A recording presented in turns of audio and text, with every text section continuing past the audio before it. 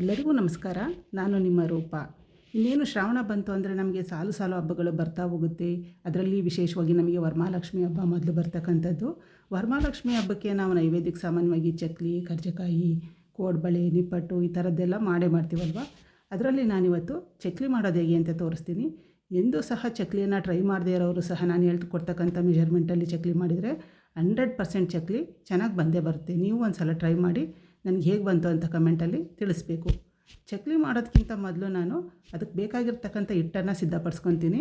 ಅದಕ್ಕೆ ನಾನು 4 ಕಪ್ಪು ರೇಷನ್ ಅಕ್ಕಿಯನ್ನು ತೊಗೊಂಡು ಚೆನ್ನಾಗಿ ತೊಳೆದ್ಬಿಟ್ಟು ಬಿಸಿಲಲ್ಲಿ ಒಣಗಿಸಿಟ್ಕೊತೀವಿ. ಹಾಗೆಯೇ ಅದಕ್ಕೆ 1 ಕಪ್ ಉದ್ದಿನಬೇಳೆಯನ್ನು ತೊಳೆದು ಅದನ್ನು ಸಪ್ರೇಟಾಗಿ ಒಣಗಿಸಿಟ್ಟಿಟ್ಕೋಬೇಕು. ನಂತರ ಅದೆರಡನ್ನೂ ಸಪ್ರೇಟಾಗಿ ಹುರ್ಕೋಬೇಕಾಗುತ್ತೆ. ಚೆನ್ನಾಗಿ ಒಂಬಣ್ಣ ಬರೋವರೆಗೂ ಹುರ್ಕೋಬೇಕು. ಹಾಗೆಯೇ 4 ಕಪ್ಪು ರೇಷನ್ ಅಕ್ಕಿ, 1 ಕಪ್ ಉದ್ದಿನಬೇಳೆ ನಾನು ಹೇಳಿದೆ. ನೀವು ಯಾವುದೇ ಕಪ್ಪಲ್ಲಿ ತೊಗೊಳ್ಳಿ, ಅದು ಅದೇ ಮೆಜರ್ಮೆಂಟಲ್ಲಿರಬೇಕು. ಅದನ್ನು ಸಪ್ರೇಟಾಗಿ ಹುರ್ಕೊಂಡು ನಂತರ ಅದಕ್ಕೆ 2 ಕಪ್ಪಷ್ಟು ಕಡಲೆನ ನೀವು ಸೇರಿಸ್ಬಿಟ್ಟು ಮಿಲ್ ಮಾಡಿಸ್ಬೇಕು. ನೋಡಿ, ನಾನು ಈ ರೀತಿ ಮಿಲ್ ಮಾಡಿಸಿಟ್ಕೊಂಡಿರ್ತೀನಿ. ಈ ರೀತಿ ಹಿಟ್ಟು ರೆಡಿ ಇದ್ದರೆ ನೀವು ಕೇವಲ ಒಂದು 10-20 ನಿಮಿಷದಲ್ಲೇ ಚಕ್ಲಿಯನ್ನು ರೆಡಿ ಮಾಡ್ಕೋಬೋದು. ಆ ರೀತಿ ರೆಡಿ ಮಾಡಿಸಿಟ್ಕೊಂಡಿರ್ತಕ್ಕಂಥ ಹಿಟ್ಟಲ್ಲಿ ನಾನೀಗ ತೋರಿಸ್ತಿದ್ದೀನಲ್ಲ, ಈ ಕಪ್ಪಲ್ಲಿ ನಾನು 4 ಕಪ್ ಹಿಟ್ಟನ್ನು ತಗೋತಾ ಇದ್ದೀನಿ. ಮೆಜರ್ಮೆಂಟ್ ಕರೆಕ್ಟಾಗಿ ನೋಡ್ಕೊಳ್ಳಿ, ಆಗ ಮಾತ್ರ ಚಕ್ಲಿ ಚೆನ್ನಾಗಿ ಬರುತ್ತೆ. ಆ ಕಪ್ಪಲ್ಲಿ 4 ಕಪ್ ಹಿಟ್ಟನ್ನು ನಾನು ಹಾಕ್ಕೋತಾ ಇದ್ದೀನಿ. ಏನು ಅಕ್ಕಿ ಮತ್ತು ಉದ್ದಿನಬೇಳೆ ಕಡಲೆನ ಮಿಲ್ ಮಾಡಿಸಿದ್ವಲ್ಲ, ಹುರ್ಗಡ್ಲೆಯನ್ನು ಮಿಲ್ ಮಾಡಿಸ್ಬೇಕು. ಅದರಲ್ಲಿ 4 ಕಪ್ಪು ಹಿಟ್ಟನ್ನು ನಾನು ಈಗ ಇದಕ್ಕೆ ಹಾಕ್ಕೋತಾ ಇದ್ದೀನಿ.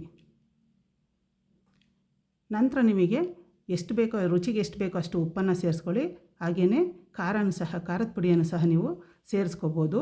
ಹಾಗೆಯೇ ಎಳ್ಳು, ಸ್ವಲ್ಪ ಜೀರಿಗೆಯನ್ನು ಇದಕ್ಕೆ ಸೇರಿಸ್ಕೊಂಡು ಚೆನ್ನಾಗಿ ಹಿಟ್ಟನ್ನು ಮಿಕ್ಸ್ ಮಾಡ್ಕೋಬೇಕು.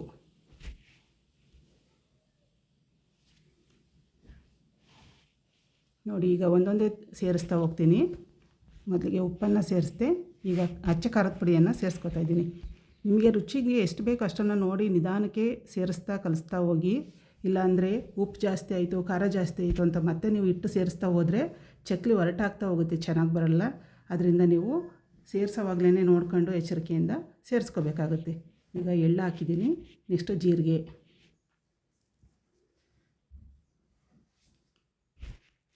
ಇದಿಷ್ಟು ಆದ ನಂತರ ಅದನ್ನು ಚೆನ್ನಾಗಿ ಮಿಕ್ಸ್ ಮಾಡ್ಕೋಬೇಕು. ನಾನಿವಾಗ ಯಾವ ಕಪ್ಪಲ್ಲಿ ನಿಮಗೆ ತೋರಿಸಿದೆ ಮೆಜರ್ಮೆಂಟ್ ಕಪ್ಪು, ಅದೇ ಕಪ್ಪಲ್ಲಿ 1/4 ಕಪ್ಪನ್ನು ನೀವು ಎಣ್ಣೆ ಚೆನ್ನಾಗಿ ಕಾಯಿಸ್ಕೊಂಡ್ಬಿಟ್ಟು ಇದಕ್ಕೆ ಸೇರಿಸ್ಕೋಬೇಕು. ಎಣ್ಣೆ ಚೆನ್ನಾಗಿ ಕಾದ ನಂತರನೇ ಅದಕ್ಕೆ ನೀವು ಸೇರಿಸ್ಕೋಬೇಕಾಗುತ್ತೆ. ನೋಡಿ, ಈಗ ಬಾಣಲೆಯಲ್ಲಿ ಎಣ್ಣೆ ಇಟ್ಬಿಟ್ಟು ನಾನು ಕಾಯಿಸ್ಕೊತಾ ಇದ್ದೀನಿ. ನಾನು ಜಾಸ್ತಿ ಎಣ್ಣೆನೇ ಹಾಕ್ಕೊಂಡಿದ್ದೀನಿ, ಏಕೆ ಅಂದರೆ ಆಮೇಲೆ ಚಕ್ಲಿ ಕರಿಯೋದಕ್ಕೂ ಸಹ ಅದು ಬೇಕಾಗುತ್ತೆ ಅಂತ. ಇದರಲ್ಲೇ ಒಂದು ಸೌಟಲ್ಲಿ ತೊಗೊಂಬಿಟ್ಟು ಇದಕ್ಕೆ ಸೇರಿಸ್ಕೋಬೋದು. ನಾನು ಏನು ಮೆಜರ್ಮೆಂಟ್ ಕಪ್ ತಗೊಂಡಿದ್ದೆ ಅದರಲ್ಲಿ ಕರೆಕ್ಟಾಗಿ 1/4 ಕಪ್ಪು ಎಣ್ಣೆಯನ್ನು ತೊಗೊಂಡಿದ್ದೀನಿ, ಚೆನ್ನಾಗಿ ಕಾದಿರೋ ಅಂಥ ಎಣ್ಣೆ. ಅದನ್ನು ಇವಾಗ ಮಿಕ್ಸ್ ಮಾಡ್ಕೊಂಬಿಟ್ಟು ಸ್ವಲ್ಪ ಸ್ವಲ್ಪ ನೀರು ಸೇರಿಸ್ತಾ ನೀವು ಕಲಿಸ್ಕೊತಾ ಹೋಗಬೇಕು.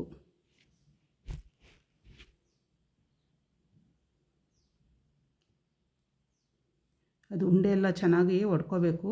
ಒಡ್ಕೊಂಡು ಆಮೇಲೆ ನೀರು ಸೇರಿಸ್ತಾ ನೀವು ಕಲಿಸ್ತಾ ಹೋಗಿ.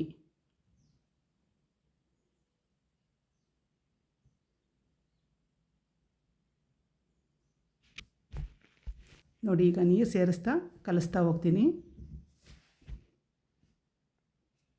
ನೀರು ಹಾಕಿ ಕಲಸೋವಾಗ ತುಂಬ ಎಚ್ಚರಿಕೆಯಿಂದ ಕಲಸಿ, ತುಂಬ ಜಾಸ್ತಿ ನೀರು ಹಾಕೋಬೇಡಿ. ಈ ರೀತಿಯಾಗಿ ಕಲಿಸ್ಕೊತಾ ಅದನ್ನು ಚೆನ್ನಾಗಿ ನಾದ್ಕೋಬೇಕು. ನೀವು ಎಷ್ಟು ಚೆನ್ನಾಗಿ ನಾದ್ತೀರೋ ಅಷ್ಟು ಚೆನ್ನಾಗಿ ಚಕ್ಲಿ ಬರುತ್ತೆ ಫ್ರೆಂಡ್ಸ್. ನಾದೋದ್ರಲ್ಲೇ ಇರೋದು, ಹಿಟ್ಟನ್ನು ಚೆನ್ನಾಗಿ ನಾದ್ಕೋಬೇಕು ನೀವು. ನೋಡಿ, ಈಗ ನಾನು ನಾದ್ತಾ ಇದ್ದೀನಲ್ಲ, ಆ ರೀತಿಯಾಗಿ ನೀವು ಚೆನ್ನಾಗಿ ನಾದ್ಕೋಬೇಕು.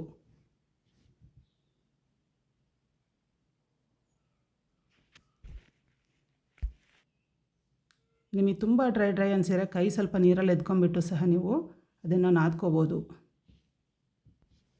ಈಗ ಹಿಟ್ಟು ರೆಡಿಯಾಗಿದೆ, ಚಕ್ಲಿಯನ್ನು ಒತ್ತೋಣ ಬನ್ನಿ.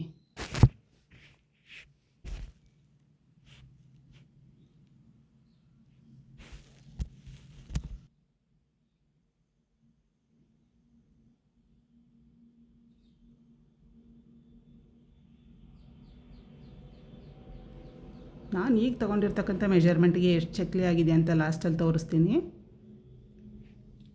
ಚಕ್ಲಿ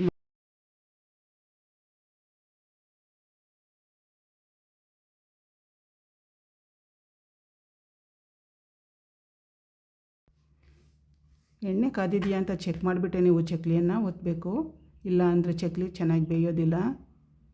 ಈಗ ನೋಡಿ ಎಣ್ಣೆ ಚೆನ್ನಾಗಿ ಕಾದಿದೆ. ಚಕ್ಲಿಯನ್ನು ಒತ್ತಾದ ತಕ್ಷಣ ನೀವು ತಿರುಗಿಸಾಕೋದಕ್ಕೆ ಹೋಗಬಾರ್ದು. ಯಾಕಪ್ಪ ಅಂದರೆ ಅದೆಲ್ಲ ಪುಡಿ ಪುಡಿ ಆಗಿಬಿಡುತ್ತೆ. ಅದು ಸ್ವಲ್ಪ ಹೊತ್ತು ಬೇಯಲಿಕ್ಕೆ ಬಿಟ್ಬಿಟ್ಟು ಆನಂತರ ನೀವು ಅದನ್ನು ತಿರುಗಿಸಾಕಬೇಕು.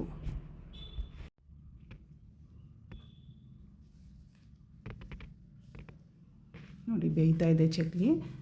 ಇದನ್ನು ನೀವು ತಿರುಗಿಸಿ ಸ್ವಲ್ಪ ಬೇಯಿಸ್ಕೋಬೇಕು. ಈಗ ಆಗಿದೆ ನೋಡಿ ಚಕ್ಲಿ ಆಗ್ತಾ ಇದೆ. ಫ್ರೆಂಡ್ಸ್, ಯಾರೆಲ್ಲ ನನ್ನ ಚಾನಲ್ ನೋಡ್ತಾ ಇದ್ದೀರಾ ಸಬ್ಸ್ಕ್ರೈಬ್ ಮಾಡ್ಕೊಳ್ಳಿ, ಲೈಕ್ ಮಾಡಿ, ಶೇರ್ ಮಾಡಿ. ಹಾಗೆಯೇ ನೀವು ಚಕ್ಲಿಯನ್ನು ಟ್ರೈ ಮಾಡಿ ಹೇಗೆ ಬಂತು ಅಂತ ಕಮೆಂಟಲ್ಲಿ ತಿಳಿಸಿ. ನೋಡಿ ಈಗ ಆಗಿದೆ ಚಕ್ಲಿ, ತೆಗಿತಾ ಇದ್ದೀನಿ. ಫೈನಲಿ ಈ ರೀತಿಯಾಗಿ ಬಂದಿದೆ. Thank you friends.